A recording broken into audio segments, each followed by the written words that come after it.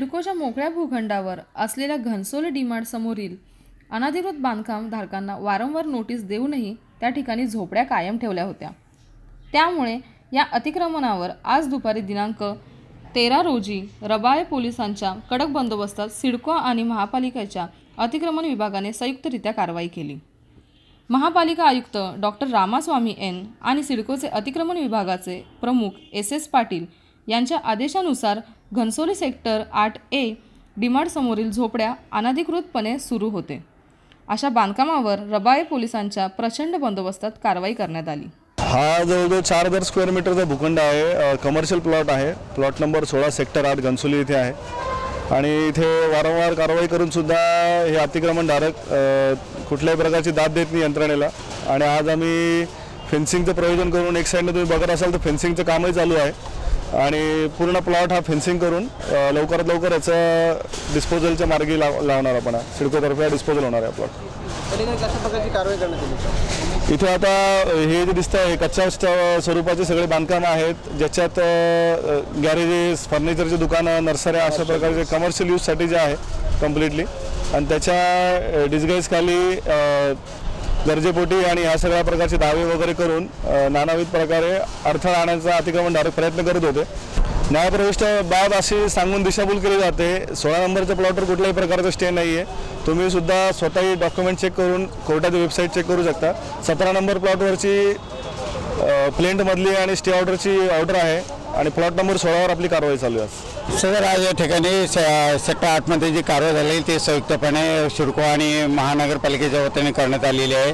Sir, याच्यामध्ये माननीय आयुक्त साहेब, सिडकोचे लोकेश चंद्र साहेब आणि पाटील साहेब, तसेच महानगरपालिकेचे अतिरिक्त आयुक्त आणि उपायुक्त अतिक्रमण यांच्या संयुक्त आदेशाने संयुक्त मोहिमेमध्ये आजची कारवाई चालू झालेली आहे। आणि ही कारवाई करत असताना सिडकोने पहिले यांना इंटिमेशन देऊन देखील यांनी अन्न हटवल्याने आजची कारवाई करण्यात आलेली आहे। माझ्या सासऱ्याची जागा आहे, सासऱ्याच्या वडिलांचं पण नाव आहे। मला का माझं इथे 60 वर्षाचं घर होतं, मला का हिसाब देत नाही सिडको? माझे प्लॉट बाकी आहेत, सिडकोनी प्लॉट काढून द्यायचे तर मी जागा सोडणार। कितीही बंदोबस्त आणला, काही आणलं, मी जागेवरून आणणार नाही। तोरा चोऱ्या करा, माझं सामान चोरून द्या, मी जागेवरून हटणार नाही। कितीही माझ्या केलं तरी पण का सिडको झोपणार? मग ज्यांचं नाही ते विचार त्यांचं का तुम्ही बांधकाम ठेवलं? आता जिथे ऑर्डर असतात तिथे तोराला आल्यावर त्यांना पैसे भेटतात, 10 लाख 15 लाख। ती ऑर्डर कॅन्सल करून आमच्या जागेत अतिक्रमण करतात गरीबावर। माझी जागा मी सोडणार नाही। मला सिडकोने हिसाब दिल्यानंतर माझी 5.5 पात्रता आहे, का मला पात्रता बसत नाही? तर माझी इथे 60 वर्षापासून घर आहे। ही लोक स्थानिकच आहेत। आम्ही इथे 22 वर्षापासून मी इथे जागेत बसले, लग्नाला 22 वर्ष झाली। का मला हिसाब नाही देत? काय एका झोपड्यात एवढं पोलीस घेऊन कशाला येतात? काही इथे का आम्ही त्यांना मारणार आहे का? आम्ही आत्महत्या करून मरणार आहे तुमच्या घाटावर? सारी घाटावर 30,000 असल्या आत्महत्या केली। आम्ही शेतकरी आत्महत्या करणार नाही। आम्हाला पैसे जमीन जागेचं खायचं आहे। माझी या मनुष्याला 9.5 एकर जागा गेले। इथं ही 1 एकर 17 गुंठ जागा सर्व गावात 2-3 ठिकाणी बांधकाम केल्यात। हायकोर्टात जातो मग तिथे का चोरायला जात नाही? मी 500 यांना पत्र दिलं नगरपालिकेत, रायगड नवला सिडकोला, तोडून हे करणार। तुम्ही बाजूला टाका, मी शेतकरी नाही, मी बाजूला हटणार नाही। कितीही काय केलं तरी नाही, मी तुमच्या 4 फटके खाणार। मला हिस्सा पाहिजे म्हणजे पाहिजे। माझे मिस्टर अपंग आहेत म्हणून मी बांधकाम केलं। माझी 3 मुलं शिकतात। गावाला 35,000 असल्या आत्महत्या केली, ते काही करणार नाही। एवढं नुकसान केलं, झाडं पानं तोडली, माझी पोटाचं माझं पोट भरायचं, मी भाजीपाला लावला तो मोडला, झाडं तोडली। कशा मला कुणी परमिशन दिलं? माझी केस चालू आहे। पुढची 9 तारीख। आता माझे मिस्टर कोर्टातून आले, काय केलं गेलं तरी पण काय आहे माझं अतिक्रमण केलं कशा मुला? तर हा बिल्डरला प्लॉट भेटाडी देणार नाही। केस हारला सिडको। 3 करोड रुपये सिडकोने बिल्डरला दिले।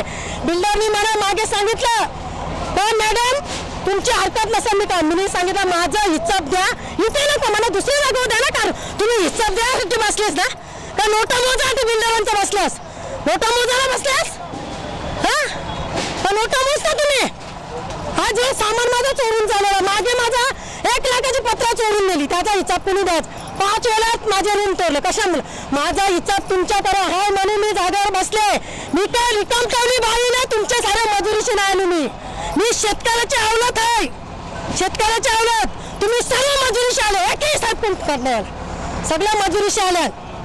हा, माझा हिसाब घेतल्याशिवाय मी कुठले तुम्ही कंपाऊंड टाका, ही घाण नेता माझं 4 पैसे वाचलं. असं कुठले कालात झालं तर शिरकोणी कचऱ्यापट्टी उचलून मिळती. अरे या आपलं घनसोलीचं कचऱ्यावर टाकतात, कचऱ्यावर व कचरा भरून चालले का ना आधी किती पैसे भेटणार आहेत. हा, गरीबात मला चांगलं झालं, माझी 50-30 हजार रुपये मजुरी वाचली.